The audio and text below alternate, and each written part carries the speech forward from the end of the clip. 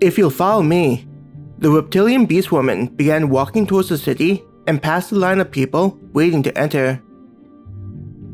James just stood there, staring, confused by everything and what it all meant. Do we follow her? Adam looked at James before turning to look at Mim. Even Mim and the other adventurers in his group were stunned.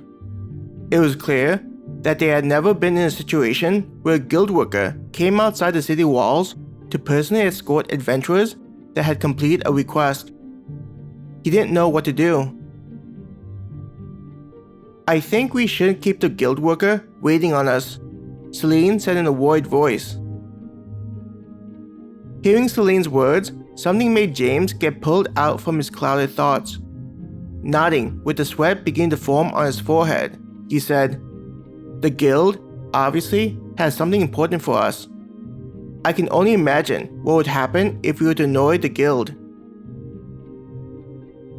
"I feel that you're correct," Mim said after gaining control over his thoughts and emotions.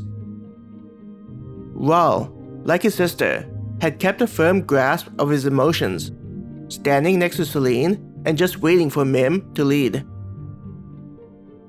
James looked at Sam, who had kept his visor lowered, hiding his facial expression.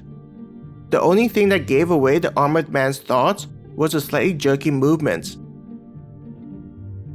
Grunting, Naylor said, "Well, let's go if you're going." With the help from the elves and the dwarf, both groups quickly made their way after the representative. James looked at the people waiting in line and saw the same emotions he was feeling inside himself. "None of them are complaining about how we're skipping ahead of them," Maya said to the group. "Would you say a complaint towards someone that appears to carry the weight of the guild?" Kate said in a shaky voice. "That's right. I don't even want to think about what kind of consequences I'd face if I were one of the people in line," Peter said in a shaky voice. Hearing what his group members were saying and witnessing how Mim's group reacted, James had a new level of respect for the guild. While he understood at a certain level how the guild carried some kind of authority, it was never displayed to those outside the walls of the guild. Are there other major guilds like this? James thought to himself. With the city being the size it was, there were numerous other guilds that specialized in different areas. One of the major ones was the Merchants Guild.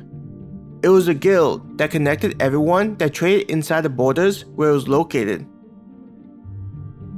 One of the differences between the Adventurers Guild and the Merchants Guild was how the Adventurers Guild overlapped in some areas with the other.